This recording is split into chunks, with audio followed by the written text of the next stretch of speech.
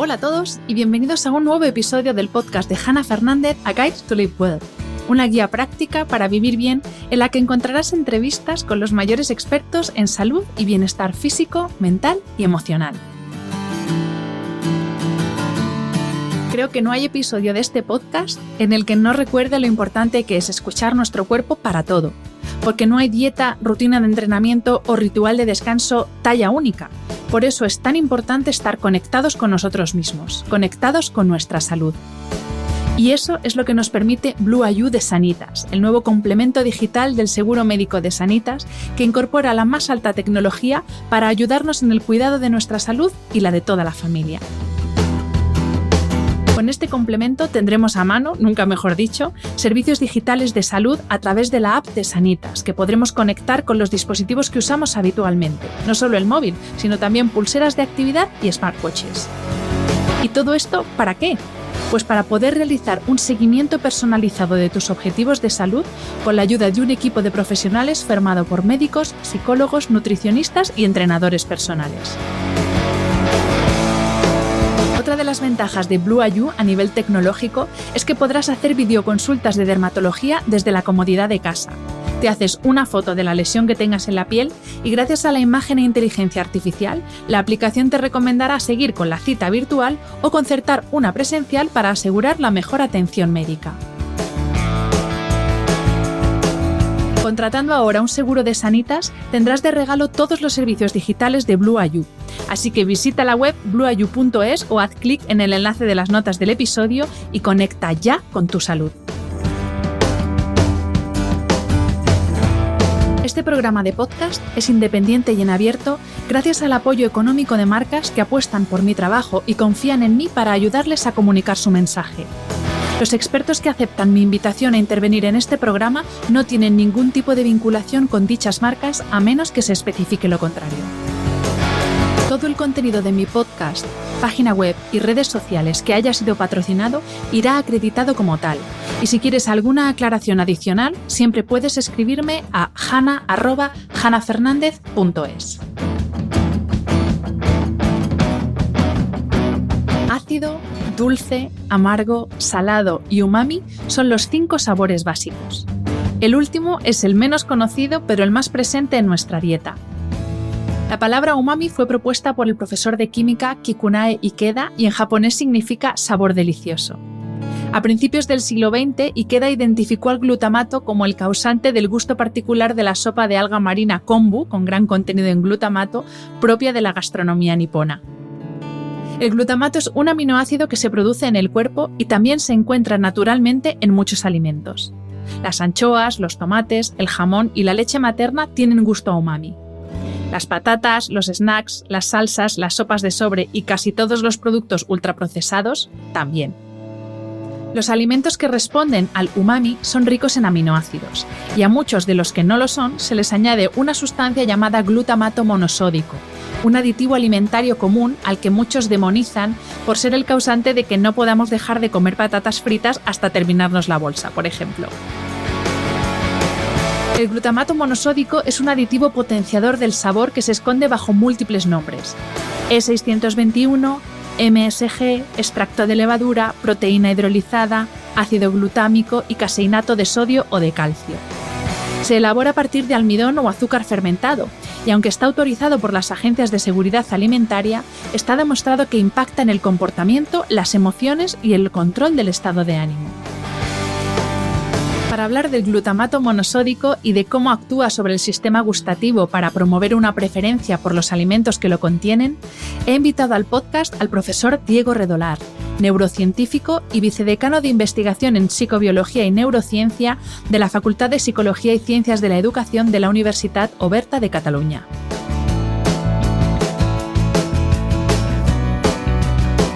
Bienvenido, Diego, y mil gracias por aceptar la invitación a este podcast. ¿Qué tal? Muchísimas gracias a vosotros por invitarme.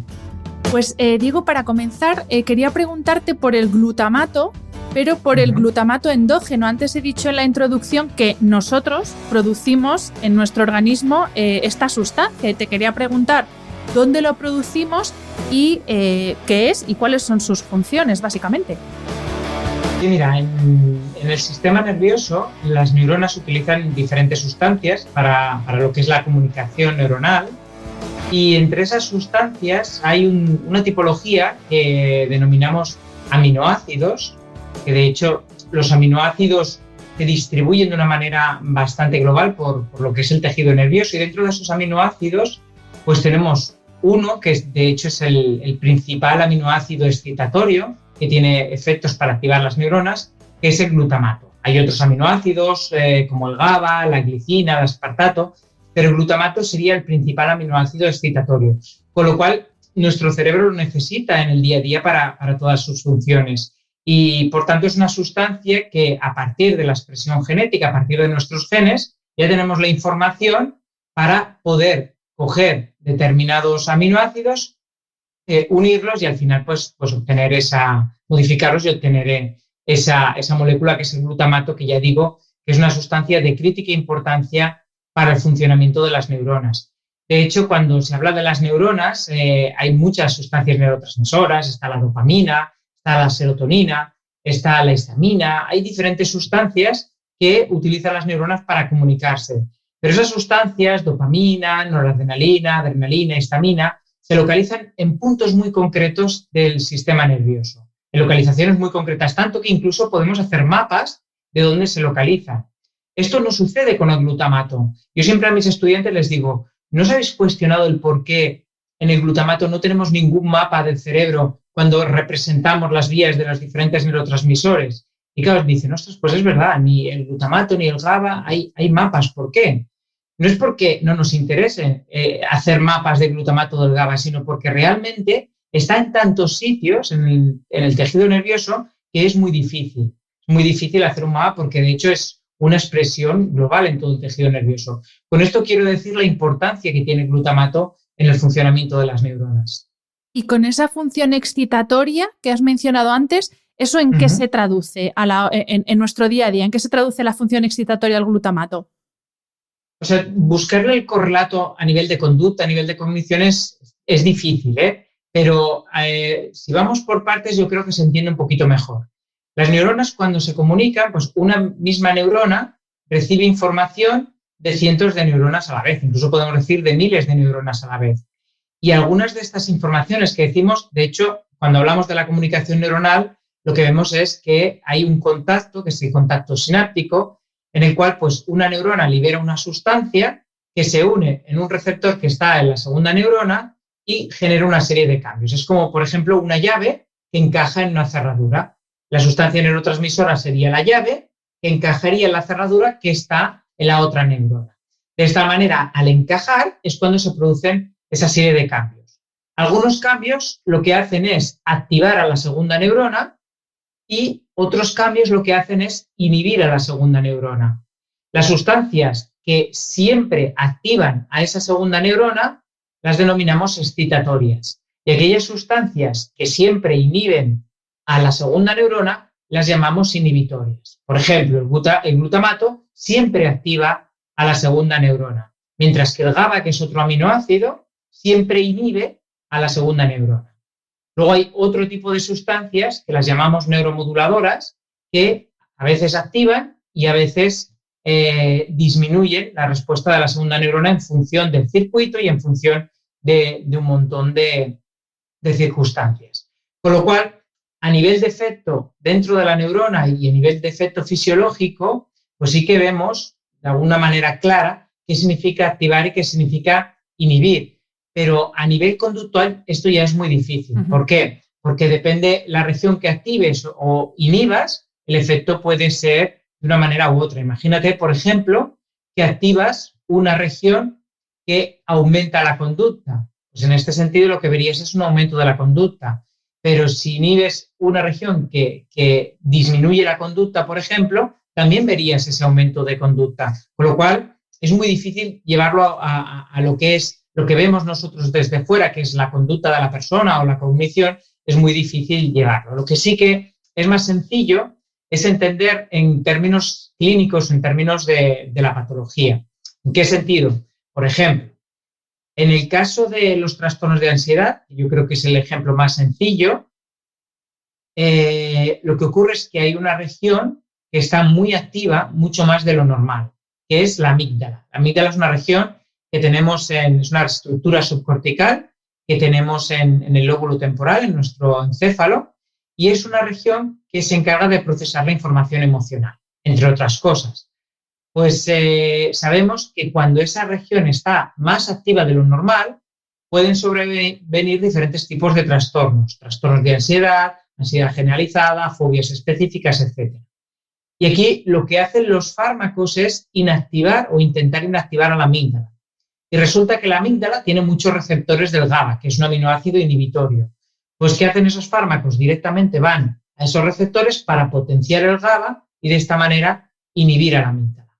Por eso que todo aquello que potencia el GABA en la amígdala, pues es una sustancia que disminuirá la ansiedad, que relajará a la persona, etc. Pero claro, porque sabemos las bases neurales que hay detrás. Y en el caso de glutamato, pues dependerá también el circuito que toquemos, pues podemos tener un efecto u otro. Es complejo, es bastante complejo, sobre todo si lo llevamos al terreno de la conducta o al terreno de la cognición humana.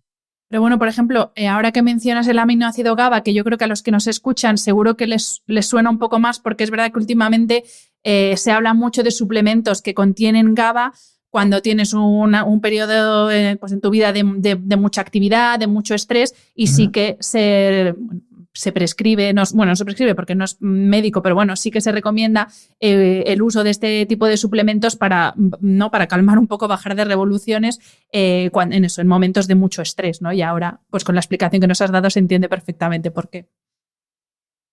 Diego, hemos hablado del glutamato endógeno, pero ahora vamos al kit de este episodio, que es el glutamato exógeno. Este aditivo que se emplea muchísimo en la industria alimentaria y que desde hace muchos años es como objeto de un montón de teorías conspiranoicas con muy poca base científica, sobre todo porque se le considera el causante de enfermedades graves.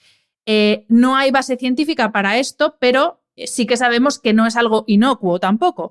Entonces, hay una interacción de esta sustancia con las células del sentido del gusto en concreto, que de ahí viene el famoso sabor umami, que se puso muy de moda hace unos años y que ya he adelantado un poco en la introducción. Pero te quería preguntar, desde el punto de vista neurocientífico, ¿qué es lo que provoca este sabor umami en nosotros? Vale, yo creo que has comentado cosas que son bastante interesantes. En primer lugar, lo que es la seguridad que puede tener el glutamato exógeno. Y aquí sí que es cierto que se han hecho muchos estudios de cuáles son las dosis que un organismo puede tolerar, hasta cuándo puede haber un umbral que resulte perjudicial. Y se han hecho muchos estudios a nivel toxicológico y a nivel de farmacocinética para estudiar exactamente qué implica la administración de glutamato exógeno.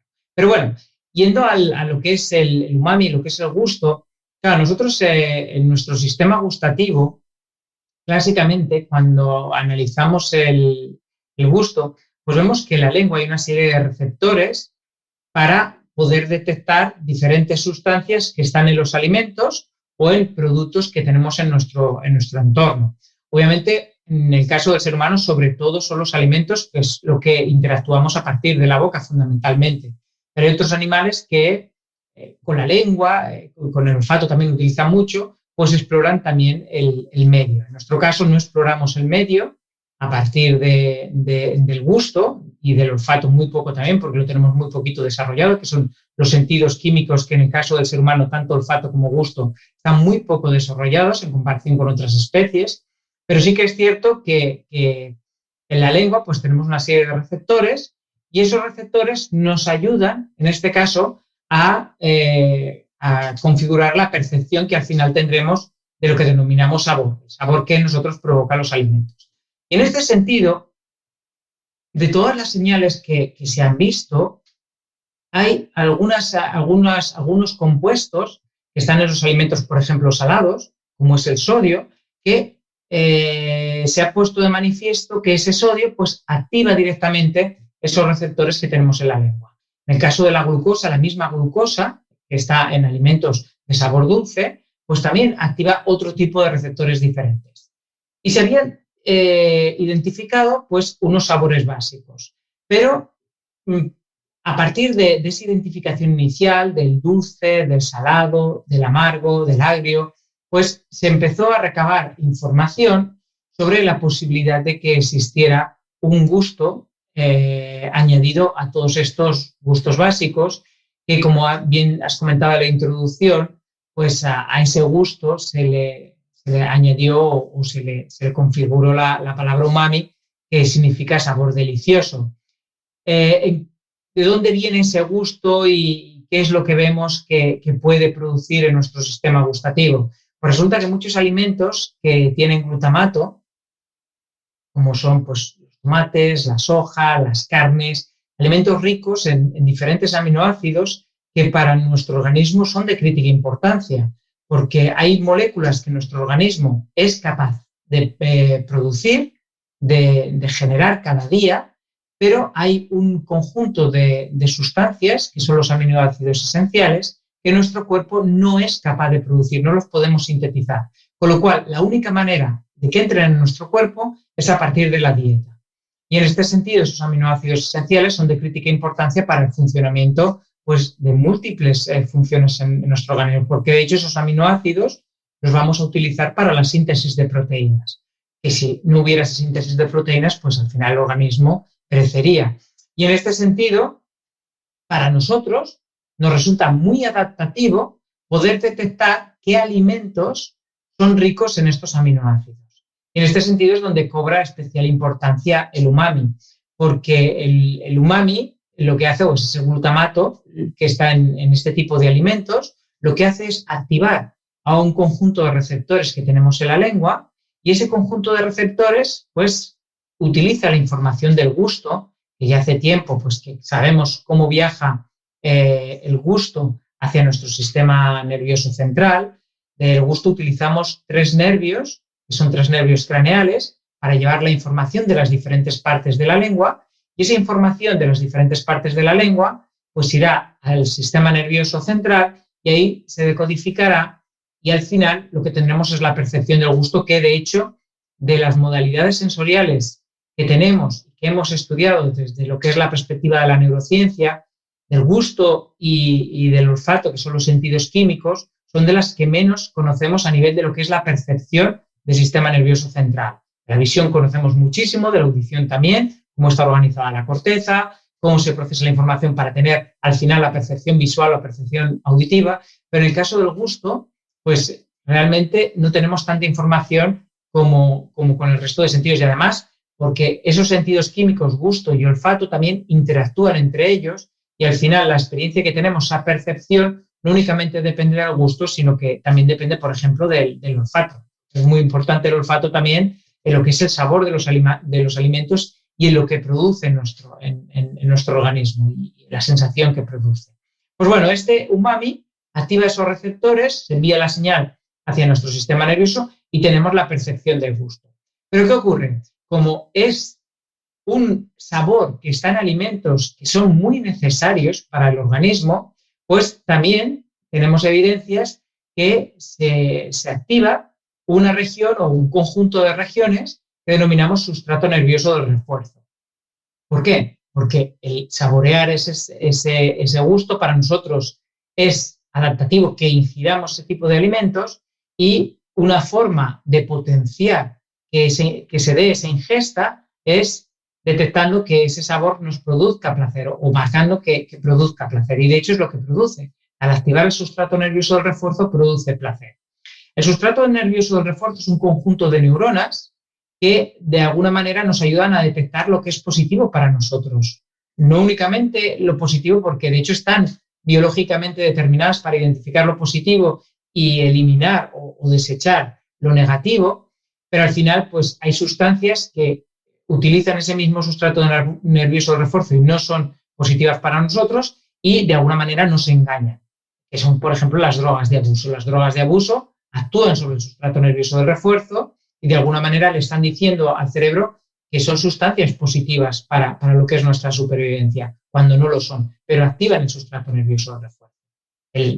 La comida, diferentes sabores lo activan, el sexo lo activa, diferentes acciones que para nosotros nos resultan gratificantes activan el sustrato nervioso del refuerzo, y en este caso el umami, pues ya tenemos muchas evidencias que lo activa de una manera muy marcada. Y tiene sentido sobre todo por lo que comentaba anteriormente.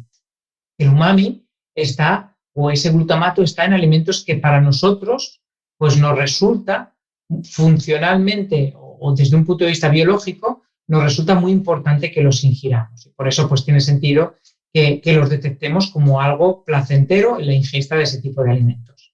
Entonces, podemos decir que el umami también es como una herramienta de supervivencia, ¿no? Porque si es para obtener esos aminoácidos que de otra forma no podemos obtenerlos, también es, al final es que estamos diseñados de una forma muy sabia, tú lo has dicho, y todo aquello que es indispensable para la supervivencia de la especie es placentero para que obviamente sobrevivamos. Tal cual, sí. Entonces, Diego, los alimentos con alto contenido en glutamato, ¿qué efecto tienen en nosotros desde el punto de vista del comportamiento? Aunque como ya nos has dicho antes, no es tan fácil traducir pico de glutamato, te comportas así, pero ¿de qué forma influye en nosotros en la forma en que nos comportamos? Si es de una forma más compulsiva quizá, o cómo nos influye. Sí, yo creo que hay varios aspectos aquí a tener presente. Primero, al activar de esa manera tan marcada el sustrato nervioso del refuerzo, pues lo primero que se produce es una gratificación.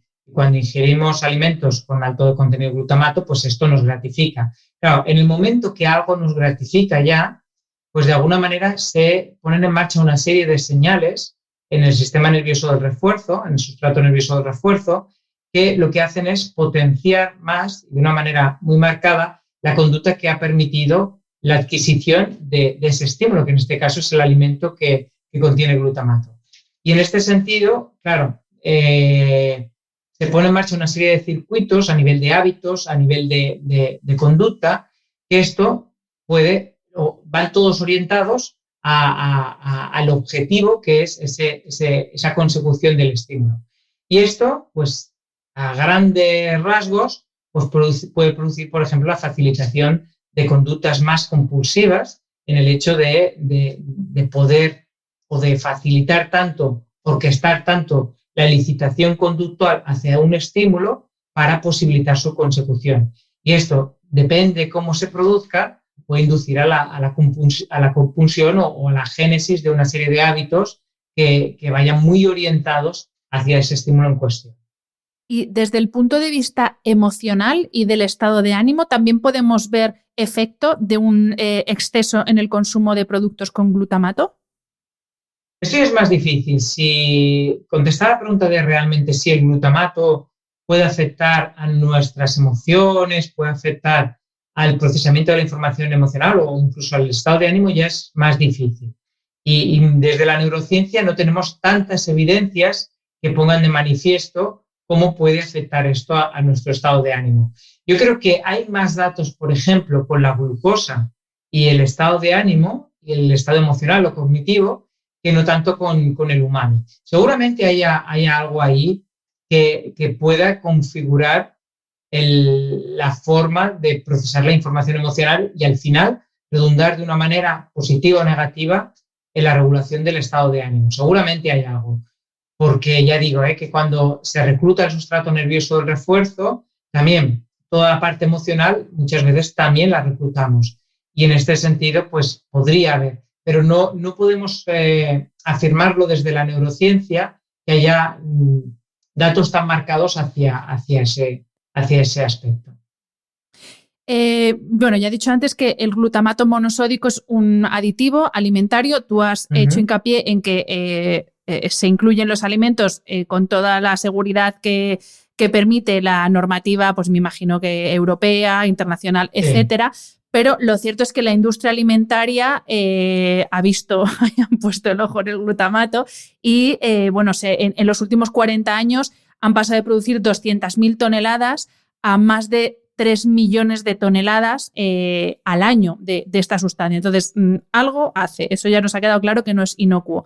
Y de hecho, bueno, documentándome para la entrevista he visto que 2 de los efectos más peligrosos del glutamato, no del glutamato en sí, sino del consumo excesivo. Ahí quiero hacer hincapié, porque como tú muy bien has dicho antes, ahí están las agencias de seguridad alimentaria para asegurarse. Pero claro, una cosa es cuánto glutamato puede contener un paquete de donuts, y otra cosa es si tú te aprietas 4 paquetes de donuts del tirón, pues ahí ya, claro, hay una concentración de glutamato diferente. Pero bueno, hablamos siempre de consumo excesivo y no del que contienen los alimentos. Y eso, 2 de los efectos más peligrosos son, por un lado, el poder adictivo y, por otro lado, la capacidad de inhibir la sensación de saciedad. Y ahora te voy a preguntar por estos 2 efectos. En el primero de los casos, ¿podemos equiparar un consumo excesivo de glutamato o de productos ultraprocesados, ultrapalatables, al efecto que pueden provocar algunas sustancias o incluso algunos hábitos nocivos como el juego, la conexión digital? O sea, no pensemos solo en las drogas de consumo, sino en otro tipo de adicciones. ¿Lo podemos equiparar de alguna manera? Y tanto, sí. De hecho, en el caso del glutamato no hay tantos estudios. En el caso de la glucosa sí que hay estudios. Hay un estudio que se hizo hace años en el caso de la glucosa que puso de manifiesto que un pico de un consumo elevado de glucosa podía producir en el sustrato nervioso del refuerzo la misma activación que podía producir, por ejemplo, en el núcleo accumbens, que es una sustancia, una región crítica del sustrato nervioso del refuerzo, pues podía producir un mismo pico de actividad o incluso mayor que la que producía la cocaína. Y en este sentido, pues tenemos evidencias que diferentes gustos, el de glutamato, el umami y la glucosa sobre todo serían estos 2 los que tienen este efecto más marcado sobre el sustrato nervioso del refuerzo, lo activan y generan cambios. Con lo cual, aquí está pues, el primer aspecto, que es ese perfil adictivo que podría tener el glutamato. Claro, el glutamato, los alimentos que contienen glutamato tienen cantidades pequeñas que ya evolutivamente esas cantidades se han mantenido dentro de un equilibrio con nuestro sistema nervioso. Por aquí, claro, saber cómo la adaptación hacia qué lado o hacia cómo se ha movido la adaptación a nivel evolutivo es difícil, pero lo que sí que sabemos es que ha habido un equilibrio y es que los alimentos ricos en glutamato pues señalan al sistema nervioso que algo es realmente bueno para nuestro organismo y que lo tenemos que ingerir, sin generar pues, compulsión, sin generar adicción y sin generar pues, ningún tipo de problema vinculado al problema, por ejemplo, que producen las drogas de abuso, porque hay ese equilibrio. Pero claro, ¿qué ocurre, como bien dices, cuando aumentamos la dosis o cuando aumentamos la cantidad de alimentos que tienen ese glutamato? Claro, cuando esto ocurre, pues ese sustrato nervioso del refuerzo y ese equilibrio se rompe y se empiezan a generar cambios que al final, de alguna manera, pueden constituirse pues, en un aumento de esa capacidad gratificante. Claro, llamarlo adicción, pues es también complejo, porque la adicción es un fenómeno harto complejo y decir que puede haber una adicción a glutamato, podríamos decirlo cuando la persona, por consumir glutamato, dejara de hacer otras cosas. Esto es difícil, pero sí que hay un poder altamente gratificante en esos alimentos procesados que llevan esos saborizantes con alto contenido de glutamato. Y claro, le estamos diciendo, lo peor de todo es no únicamente que se está activando el sustrato nervioso del refuerzo, sino de alguna manera es que estamos engañando a nuestro sistema nervioso. Estamos engañando a nuestro sistema nervioso y le estamos diciendo que ese alimento, pensemos por ejemplo en unas patatas fritas que tienen un alto contenido de glutamato monosódico y le decimos a nuestro sistema nervioso que ese alimento es un alimento sano para nosotros y es un alimento totalmente necesario y que tenemos que comer grandes cantidades de ese alimento. Claro, es un engaño a nuestro sistema nervioso porque lo que es a nivel nutricional las patatas fritas y lo que realmente le estamos en este sentido informando, pues es contradictorio. Y además esto va de la mano del segundo aspecto que has comentado, que yo pienso que están totalmente relacionados, que es la capacidad de inhibir la sensación de saciedad. Y aquí tenemos también muchas evidencias de estudios hechos en modelos animales muy interesantes sobre los mecanismos de saciedad y sobre cómo el glutamato monosódico puede alterar estos mecanismos de saciedad. hay diferentes regiones en nuestro sistema nervioso que controlan la ingesta. Y esas regiones, la principal está en la base del hipotálamo, que es el núcleo arqueado del hipotálamo, que recibe diferentes tipos de señales metabólicas, como los niveles de glucosa, señales que vienen de nuestro sistema gastrointestinal, como diferentes péptidos, etcétera, etcétera. Para al final regular, primero, para iniciar la ingesta y segundo, para detener la ingesta. Claro, el inicio de la ingesta es relativamente sencillo. Lo que a veces resulta más complejo es detener esa ingesta. Y claro, tenemos evidencias que esos alimentos ricos en glutamato pues inhiben esta capacidad del arqueado de detener la ingesta. Esas vías que al final van a detener la ingesta, pues su capacidad se va a ver mermada. Con lo cual, ¿qué es lo que tenemos? Pues es como un pez que se muerde la cola, en el sentido que estamos teniendo una sustancia que es gratificante para la persona, que le está diciendo a su cerebro que consumir esto es bueno, que es un alimento que necesitamos. Y, en tercer lugar, estamos inhibiendo la saciedad.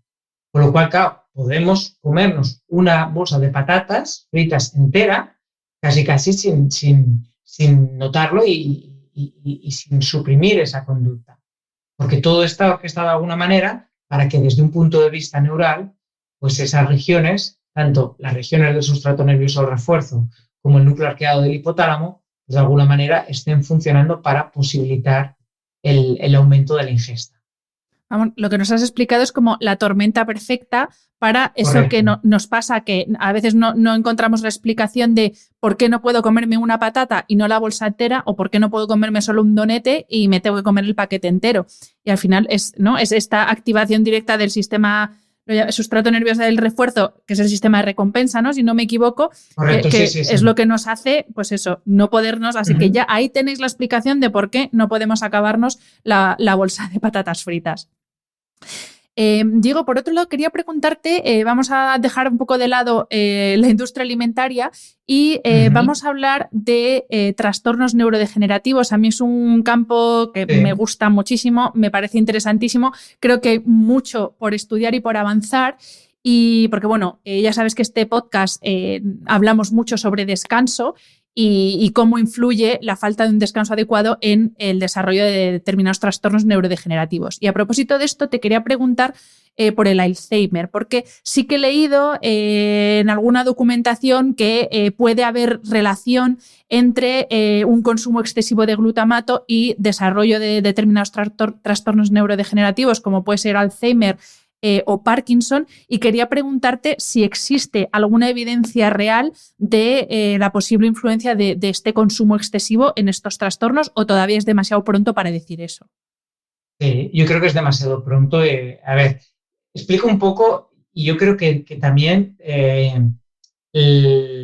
todas las ideas que han surgido con esto tienen cierta base. Es decir, cuando hay una muerte neuronal, es lo que se llama una cascada excitotóxica, que eso sucede, por ejemplo, cuando hay un infarto cerebral, que dejamos una región de encéfalo, un grupo de neuronas, la dejamos sin aporte sanguíneo, pues ese grupo de neuronas rápidamente morirá, porque el tejido nervioso no es como otro tipo de tejidos, es un tejido que necesita un aporte continuo de oxígeno y de glucosa.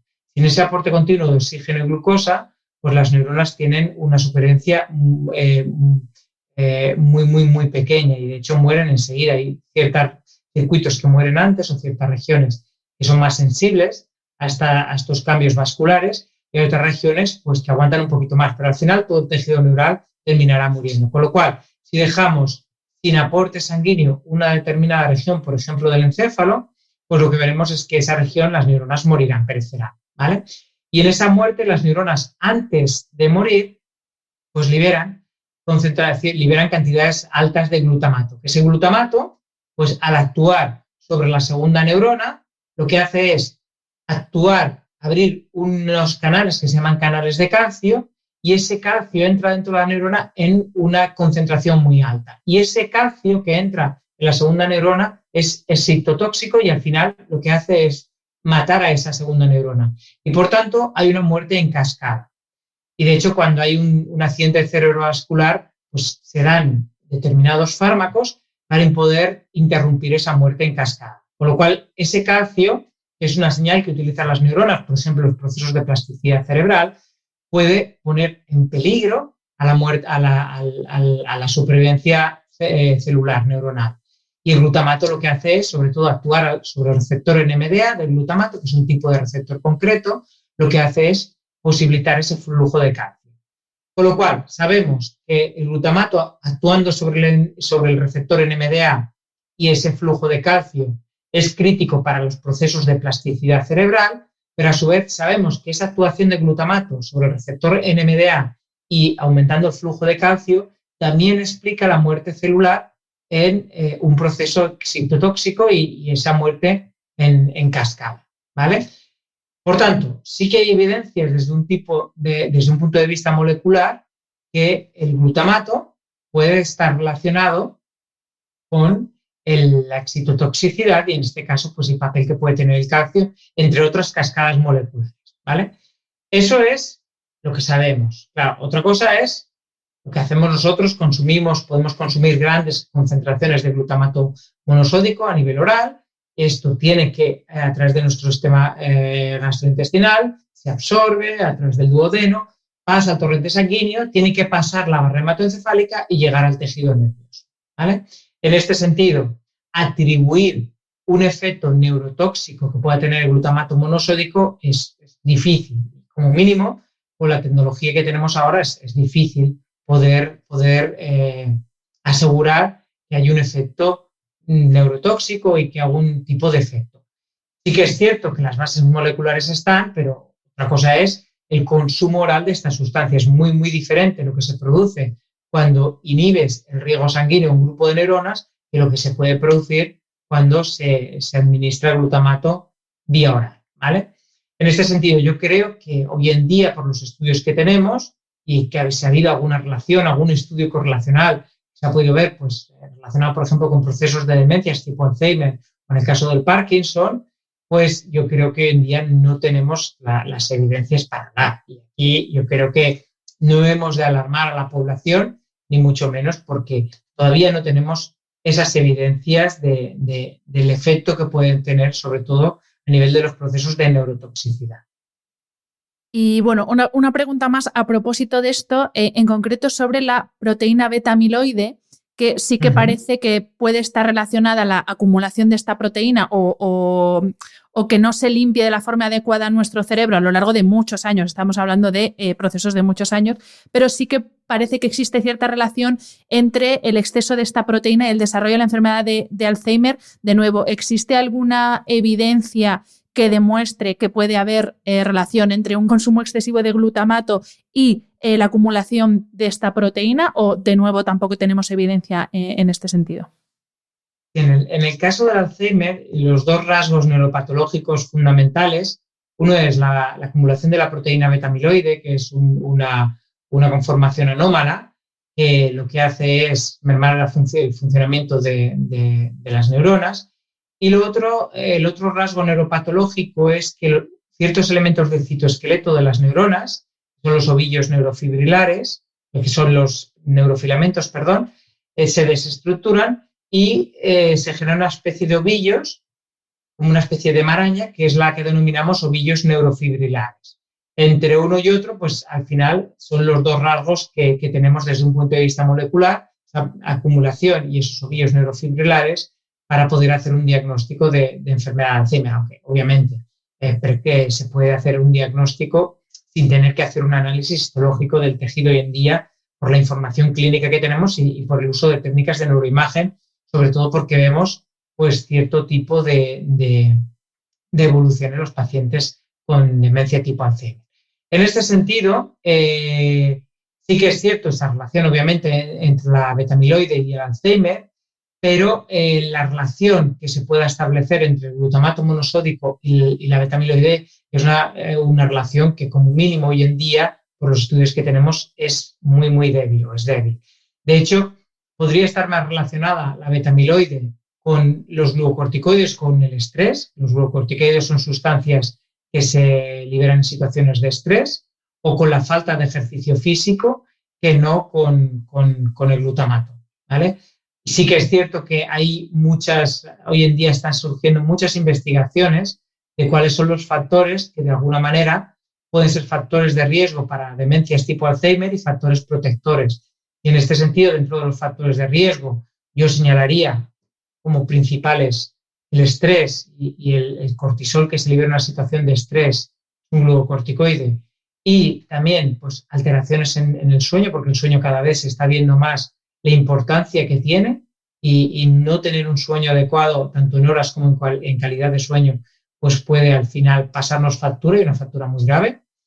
Y como efectos protectores, por ejemplo, el ejercicio físico se ha visto que se modifica ciertos patrones como aumento de neurogénesis, etcétera, en diferentes zonas, dichos patrones, para ponernos en una situación de inhibir o tener un factor protector para disminuir el riesgo de enfermedades tipo demencia tipo Alzheimer. Con lo cual, yo en este sentido creo que la relación, de momento, con los datos que tenemos, una relación muy, muy pobre entre el glutamato y la beta-amiloide. Me alegra, Diego, que hayas mencionado esos factores de riesgo, en este caso para las enfermedades neurodegenerativas, porque es verdad que a veces buscamos enemigos donde sí que el consumo excesivo de ultraprocesados no es adecuado en ningún caso, pero sí que buscamos enemigos como no fuera, que si la industria alimentaria, que si la otra industria, y sin embargo tenemos al alcance de nuestra mano pues evitar esos enemigos que nos pueden o que pueden provocar un desarrollo de una enfermedad neurodegenerativa en el futuro.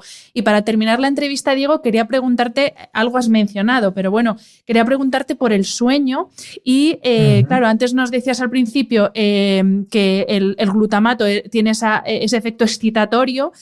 De alguna forma puede influir en la calidad de nuestro descanso, igual que hay personas que si toman muchísimo dulce justo antes de dormir tienen un nivel de excitación que les cuesta más entrar en modo sueño.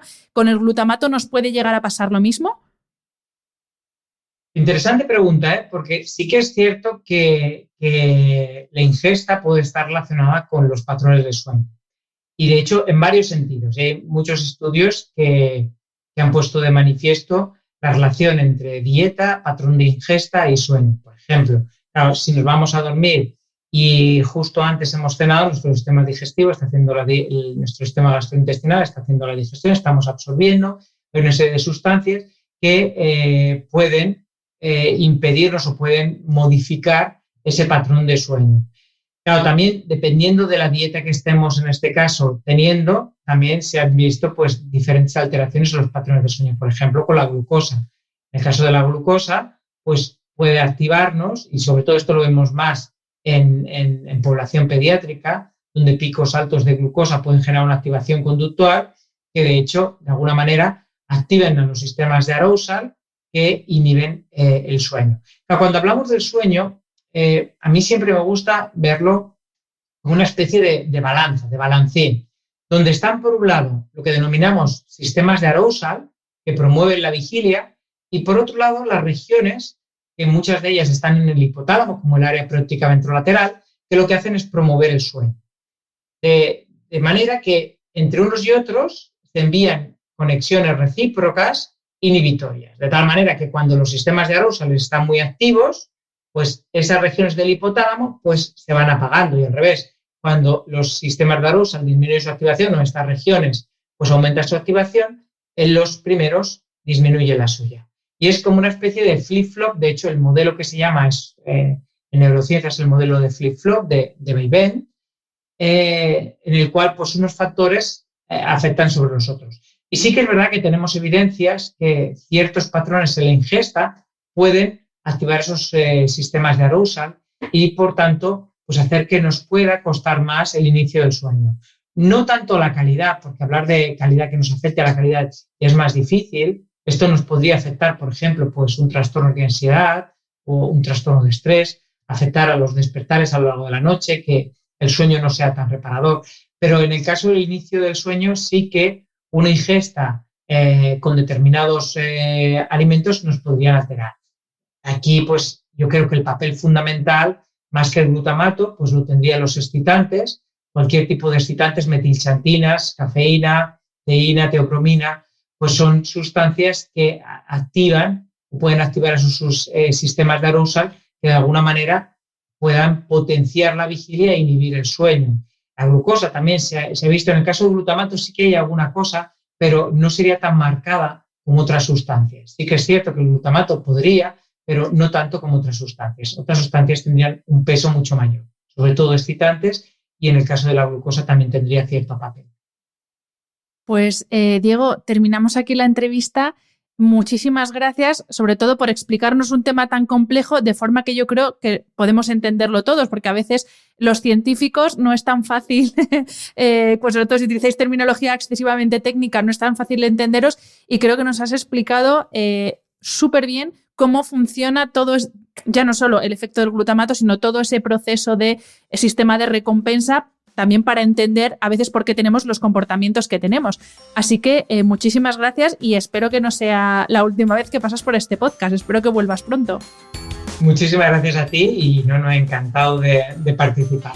Iniciativas como esta yo creo que realmente son muy positivas porque acercamos muchos de los conocimientos que tenemos desde lo que es la ciencia a la sociedad, y yo creo que esto es una labor encomiable y que se tiene que hacer así para que las personas pues estén en contacto con lo que se hace en el laboratorio. Pues muchísimas gracias, Diego.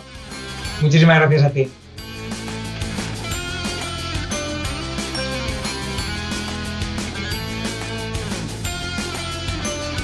Espero que hayas disfrutado del episodio. Me ayuda mucho conocer tu opinión y tus sugerencias para este programa. Si quieres escribirme, puedes hacerlo a través de mi página web hanafernandez.es, donde encontrarás las notas sobre cada episodio y recursos adicionales. Y también puedes hacerlo en mi cuenta de Instagram hanafr. Mil gracias por estar al otro lado. Nos escuchamos en el próximo episodio.